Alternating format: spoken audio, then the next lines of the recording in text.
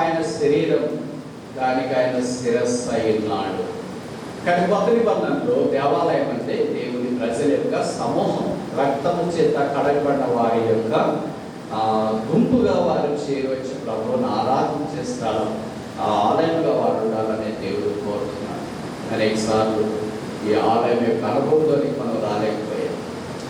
ఎందుకంటే చాలా సమస్యలు చెప్తుంటారు. ఏంటంటే మందిరం మానేసారు, రావట్లేదని, అక్కడ ఎవరు మంచోళ్ళు లేరండి, మీరంటే వచ్చి మమ్మల్ని మంచి మార్చొచ్చు కదా. నేను చెప్పే మాటలు మీకు అర్థమవుతున్నాయా? అక్కడ ఎవరు మంచోళ్ళు లేరండి, సరే మేము 200 మంది మంచోళ్ళు కాదు, నువ్వు 200 వ్యక్తి వచ్చి మమ్మల్ని మంచోడుగా చేయొచ్చు కదా. 200 మందిని రాక ద్వారా మంచోడుగా మార్చబడే దానికంటే పెద్దలకి నీకేం కావాలా? రావచ్చుగా. రావట్లేదు ఎందుకని? నువ్వు మంచోడైతావని భయమా? మేము మంచోడైతామని భయమా? ఏం భయం అయితే వాడు మంచోడు కానీ నన్ను కూడా మంచోడు చేస్తారేమో అని వాడు భయం. యెహోవా మంచివాడు, ఆయన దేవాలయంలో ఉన్నాడు, ఆయన దగ్గరికి వచ్చేవాడిని ఆయన మంచిగా చేస్తూ ఉంటాడు, ఆయన బాగా చేస్తాడు. మార్క్ 7:37 ఆయన సమస్తము బాగుగా చేసి ఉన్నాడు. దేవుని మందిరం మానేయద్దు, దేవుని ప్రజల సహవాసం మానేయద్దు, సమాజంలో కూడా మానక దోషకరమైన పరిస్థితులను బట్టి మీకు దేవుని యొక్క ఆత్మ ఎలాగ నడిపిస్తే అలాగే చేయండి, అది వేరే విషయం. కానీ పరిస్థితులన్నీ అనుకూలంగా ఉన్నా కూడా చాలా మంది మానేసి తీరిగా ఉంటున్నారు. వాళ్ళే కదా చెప్పేది, వాళ్ళే కదా వాడేది, వాళ్ళే కదా ఉండేది, వాళ్ళే కదా చూసేది, ఆన్లైన్లో వస్తుందని. ఆన్లైన్లో ఎవరికంటే మందిరానికి రాలేకపోయిన వాడికి, పడక మీద ఉన్న వాడికి, అనారోగ్యంగా ఉన్న వాడికి, బలహీనమైన వాడికి, ఆ బాధలో ఉన్న వాడికి, ఇలాంటి వాడికి ఆన్లైన్లో వస్తుంది. కానీ మనం బెస్ట్ ఫోన్లో దండిగా ఉన్నాం కదా, ఆన్లైన్లో కూర్చొని చూస్తామంటే ఇంకా వెయిట్ పెరుగుతాం. కొంతమంది బ్రదర్స్ని వాళ్ళు నాకు పరిచయం అడిగాడు, ఏంటి బ్రదర్ మార్కెట్లో ఉన్నారు కొద్దిగా అంటే, అవునన్నా వెయిట్ ఉంటాను. ఏమంటే అందరికీ ఒకటి దొరికింది కదా, ఏంటది? కరోనా సీజన్, లాక్డౌన్లో ఉన్నాం కదా, ఇంట్లో ఫుడ్ తినేస్తున్నాం, no exercise, no work, so become shabby. ఆయన వర్ష పదకొండు అంటున్నారే, దేవుని మందిరం మానే, దేవుని మందిరానికి రండి. రకరకాల ప్రజలు ఉన్నారు కనుక దేవుని ప్రజలతో కలిసి ఉండడం, దేవుడు వారి మనుషుల నివాసం చేస్తున్నాడు. దేవుని మనం చూసే అవకాశం. ఒకసారి దేవుని మందిరానికి ఒక ఫారినర్ వచ్చినాడు. ఇక్కడ మన భారతదేశంలో ఘోష కలకత్తా అనుకుంటాడు, తెల్లాయన త్వర. వాడు వచ్చిన తర్వాత మన మందిరం కూర్చొని కదా బయట నిలబడి అన్నీ చూస్తున్నాడు. అందులో ఒక 2 వ్యక్తులు మందిరానికి వచ్చినారు. ఎలా వచ్చినారు? సాదస్యంగా మన మాదిరి రాకుండా వాళ్ళు వేరుగా వచ్చినారు. ఎలా వేరుగా వచ్చినారంటే, ఒక ఆయనేమో ఒంగి ఉంటే 2 చేతులు 2 కాళ్ళు పెట్టుకుని మన పిల్లలు ఆడుకుంటారు కదా, ఆయన మీద ఇంకొక ఆయన కూర్చొని అట్లా మన దగ్గరికి వచ్చినారు. నీకు చాలా ఆశ్చర్యం, ఫారినర్ అన్నాడు పక్కన ఆయన, is this the way Indians come to the house of the lord? దేవుని మందిరానికి భారతదేశం ఇలాగ వస్తుంటారా అని అడిగాడు. అంటే వాళ్ళకి ఆత్మ వస్తుంటారు, ఇక్కడే మనుషులు మోసుకొని వస్తున్నాడేంటి అంటే, నో దిస్ స్పెషల్ కేసు, ఇది ప్రత్యేకమైన కేసు. ఏంటి కేసు?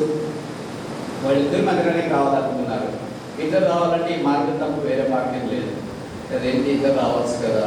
ఇద్దరు రావచ్చు, కానీ ఈ పద్ధతి ద్వారా మాత్రమే ఇద్దరు రాగలరు, ఇంక వేరే పద్ధతి రాలేదు. ఒకళ్ళేంటి, ఒంగి అలాగే పోతా ఉండాలా, 2 కాళ్ళు 2 చేతులు పెట్టుకొని ఆయన మీద కూడా కూర్చున్నాడు. ఏంటి విషయం అని అంటే, ఎవరైతే వంగి వస్తున్నాడో ఆ వ్యక్తికి కాళ్ళు లేవు, అతనికి దారి తెలియదు. ఎవరైతే ఆయన మీద కూర్చున్నాడో ఆయనకి కాళ్ళు లేవు,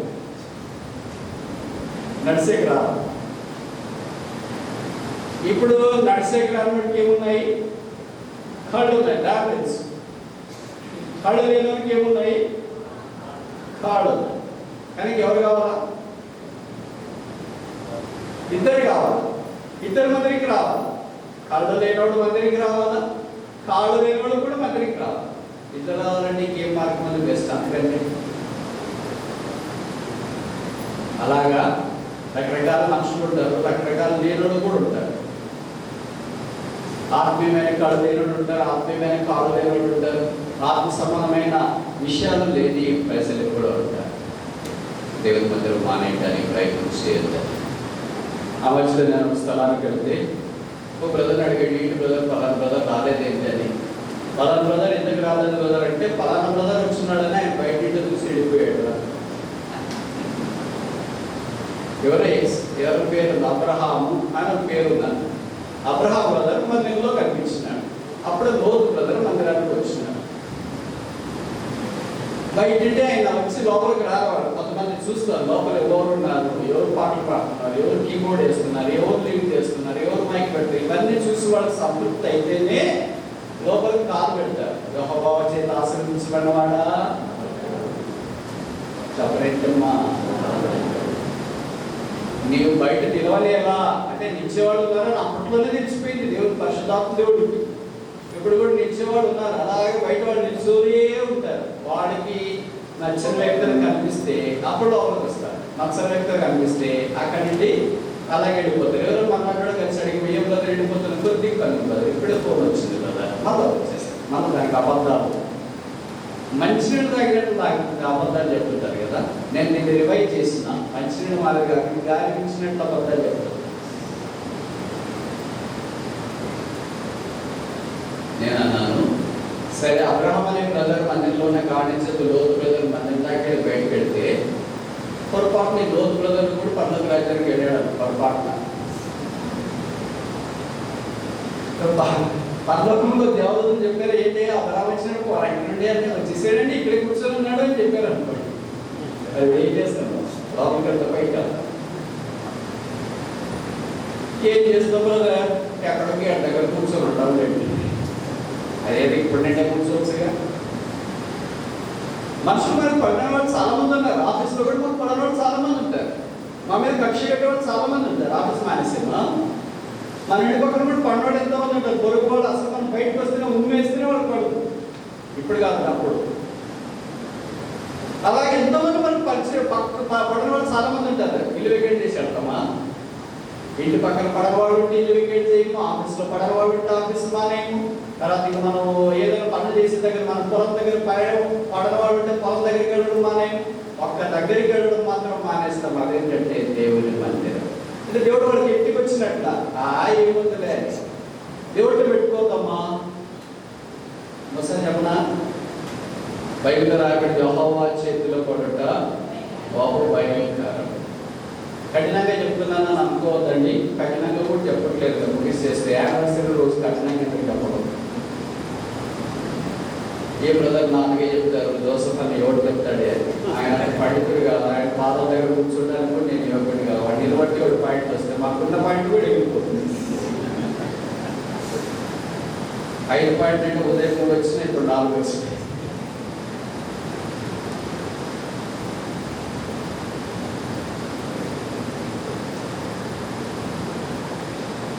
దేవుడు కృపా ద్వారా తెచ్చినప్పుడు మనకి పడని వాళ్ళు చాలా మంది ఉంటారు. చాలా స్థలాల్లో ఉంటారు. కానీ మందిరం మానే నీ దాన్ని వచ్చి ఆరాధన చేసుకో. నీ దాన్ని చేయవలసిన పని చేస్తావు. ప్రభువుడు నేను ఆశీర్వదిస్తాను. భక్తి గారి దినాల్లో ఎలాంటి వాడైనా సరే దేవుని మందిరం మానేసినప్పుడు పలానా వాళ్ళ ద్వారా ఇలా మానేసినారో తెలిస్తే మొట్టమొదటి భక్తి గారు ఉంచేవాడు. పిలిస్తే నేను వీళ్ళేమనుకున్నాను, నన్ను ఏదో పరిచయం కొరకు పంపించడానికి పిలుస్తున్నానా పోతే అది తెలిసింది. ఎక్కడో భక్తి గారు పిలిచినాడంటే ఎక్కడో పరిచయం పంపిస్తాడేమో అబ్బా అని భుజాలు ఎగరేసుకొని పోతుంటారు కదా. మనలాంటి బాగుంటుంది కదా. అక్కడ సీటు వాటి హ్యాపీ వాళ్ళ అవసరం ఏమైంది మందిరానికి రావట్లేదు. ఏం మాట్లాడతాడు ఇప్పుడు అబ్రగారు ఉన్నారు అందుకే రావట్లేదు. అక్కడ లోపల ఆగి చెప్తాడా. అలాగే ఎప్పుడు కదా ఇంకేదో అబద్ధాన్ని చెప్పాలా. బాగలేదు బ్రదర్, అది బ్రదర్, ఇది బ్రదర్, వాళ్ళు పసిగట్టేస్తారు దేవుడు సాబ్.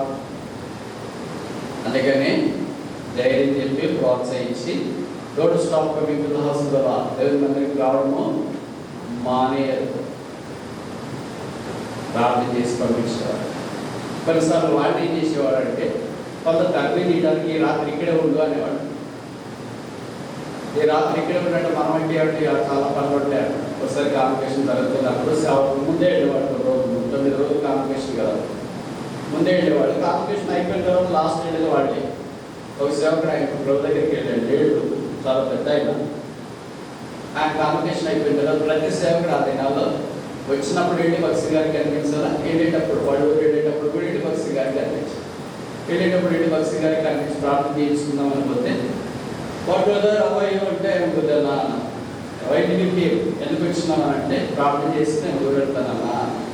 అప్పుడు భక్తి గారు అన్నారు ఒకే మాట, చాలా సింపుల్గా మాట్లాడు, స్టేట్ 9 కోరుతున్నాను ఈ రాత్రి ఉందో రేపు వెళ్ళు అన్నాడు. మనమైతే అయ్యో బ్రదర్ రిజర్వేషన్ చేయించుకున్నానంటే వేస్ట్ అయిపోతుంది బ్రదర్, పన్నెండు బ్రదర్ సిస్టర్ కూడా ఫోన్ చేసింది, పిల్లలు కొట్లాడుతున్నాను అంటున్నారు, SMS పెట్టిన వాట్సాప్లో ఫోటోలు కూడా పంపించింది బ్రదర్, సిస్టర్ ఎక్కడైపోతుంది అంటున్నారు, అంటే నువ్వు వెళ్ళేది కదా. ఆ ఇంప్లిసిట్ ఒబీడియన్స్ ద్వారా ఆ దినాల్లో ప్రజలు ఎంత ఆశీర్వదించబడ్డారు. స్టేట్ 9 కోరుతున్నారు ఈ రాత్రి ఉండదు ఉదయం వెళ్ళి, అంతే ఇంకేం మాట్లాడేది లేదు, వేరే వాళ్ళు రికమెండేషన్ చెప్పడానికి లేదు, మీరు వెళ్ళిన భక్తి గారికి చెప్పండి అంటే ఏమీ లేదు. ఆయన రాత్రి పడుకున్నాడు, ఉదయం చేసినాడు, భక్తి గారి దగ్గరికి వెళ్ళి ప్రారంభం చేసుకుని వెళ్ళాలనుకున్నప్పుడు ఏదో చెప్పినట్టు టిఫిన్ చేసేటట్టు మన ఆయన దగ్గరికి వెళ్తే లేకైతే చాలా మంది వెయిట్ చేస్తుంటారు కదా ఆయన దగ్గర. టిఫిన్ చేస్తుంటే మాట మాట్లాడుతూ పలానా ఊరికి వెళ్ళేది మీ ఊరే అనుకోండి, గోదావరి ఎక్స్ప్రెస్కి యాక్సిడెంట్ జరిగిందంట, పట్టాలు తప్పిందంట, చాలా మంది గాయాలయ్యాయంట, కొంతమంది చనిపోయారంట, మనవాళ్ళు ఎవరైనా దాంట్లో పోయినారేమో అని బాగా చేస్తుంది అని టిఫిన్ చేస్తా మాట్లాడుతున్నాను ఎప్పుడు ఫ్రెండ్స్. ఈ బ్రదర్ పక్కన అన్నాడు ఎప్పుడు గోదావరి అండి, రాత్రి వెళ్ళి గోదావరి, నేను దానికి రిజర్వేషన్ నిజమా మరి ఎలాగాగిపోయాం? ఏమిటి భక్తి గారు ప్రార్థన చేయండి బ్రదర్ వెళ్తున్నాను అంటే భక్తి గారు అన్నాడు స్టేట్ 9 కోరుతున్నారు ఈ రాత్రి పడుకో రేపు వెళ్ళి అన్నాడు. ఇంకా ఆయనకి ఎదురు చెప్పాను ధైర్యం ఆడుతుంది, అందుకని వెళ్ళి పడుకున్నాను.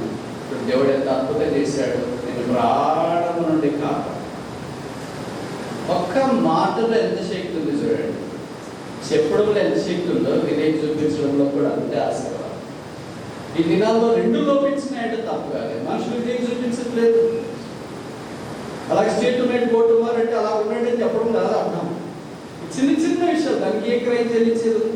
స్టేట్ 9 కోరుతున్నాం. దేవుని ఆలయంలో దేవుడు మనం శిక్షిస్తూ ఉంటాడు, ధైర్యపరుస్తుంటాడు, క్రమపరుస్తుంటాడు. మనం ఇవన్నీ ఆయన ఆరోగ్యంలోనికి రావడం వరకు అందుకే సంఘం ఇచ్చినాడు. ఇది మనం ప్రభు రాబోతున్నాడు. ఆయన వచ్చినప్పుడు మనం అందరూ ఆయన రూపంలోనికి మార్చబడి ఆయనతో పాటు ఉండడానికి పడిపోతున్నాం. చాలా ఆశ్చర్యం ఇస్తుంది, ఆయన రూపానికి వెళ్తామంటే మనంతా. అంటే ఇప్పుడు ఉన్నది ఏ రూపం మనకి? మన రూపం. పాపం దేవుని రూపం వాడుకుంది. ఇప్పుడు ఆయన రూపం కంటే పరిశుద్ధత అమ్మ అంత పరిశుద్ధత మనం వెళ్ళదు. ఆయనకి నీతి అంత నీతి మనలా కలుగుతుంది. కొద్దిగా పాపం ఉన్నది కదా మనకి. పచ్చడి ఏమంటుందండి ఊరుగానే మాట లేదు, అంత తీసివేయబడుతుంది. అంత పరిశుద్ధత, అంత నీతి, అంత తగ్గింపు, అంత విధేయత, అంత దైవత్వం, అంత కుమారుని పోలికలోనికి మనం మార్చుకోవాలి. అందుకే పర్లోకి రాసిన గొప్ప అనుభవం ఏంటంటే ఇప్పుడు చెప్తున్నా, అక్కడ ఎలాంటి చీకటి లేదు, కరోనా లేదు, మాస్క్ పెట్టుకోవాల్సిన అవసరము లేదు, సోషల్ డిస్టెన్స్ లేదు, శానిటైజర్ లేదు. ఇక్కడికి వెళ్ళిన వెంటనే శానిటైజర్ ఎక్కడ చూస్తుంటారు, అక్కడికి వెళ్ళిన తర్వాత దేవతలకి శానిటైజర్ ఎక్కడ పెట్టేసారండి? మీరు ఎక్కడ పెట్టేశారు? కృష్ణా జిల్లానా? ఇక్కడ శానిటైజర్ లేదు, మాస్కులు ఎక్కడ పెట్టారండి? మాస్క్ లేవు ఇక్కడ. సోషల్ డిస్టెన్స్ లేదు. They shall be with him, వారు ఆయనతో ఉంటారు. దుఃఖం లేదు, బాధ లేదు, వ్యాధి లేదు, మృగం లేదు, అవమానం లేదు. చివరికి దేర్ ఇస్ నో డెత్, మరణము అక్కడ లేదు. ఆ ప్రభుత్వ సదాకాలం ఉంటారు. ఆ శాశ్వతమైన దేవుడితో మనం నివాస స్థలంలో ఉండబోతున్నాం. ఆ గొర్రెపిల్లే దేవాలయము, సియోనులోని ఆలయం గొర్రెపిల్ల దేవాలయంగా మార్చుకోవాలి. ఆ దేవుడి బుద్ధి జ్ఞాన బాహుళ్యం ఎంతో తెలియదు, ఏ మార్గంలో తెలియక ఎటుకెళ్ళాలో తెలియక అన్నిటి తిరుగుతున్న మనల్ని శిలువ రక్తం ద్వారా కడిగి శుద్ధీకరించి ఆయన పరలోక రాజ్యంలో ప్రవేశించాలని ఆయన వేసి ఆయన వలె ఆయనతో ఆయన సింహాసనం మీద సదాకాలం ఉండాలి దేవుని కోరిక. సియోను అలాంటి అనుభవం వరకు మార్చబడి ప్రభుతో పాటు సదాకాలం ఉండను. సియోనులో నుండి యెహోవా నిన్ను ఆశీర్వదించునుగాక.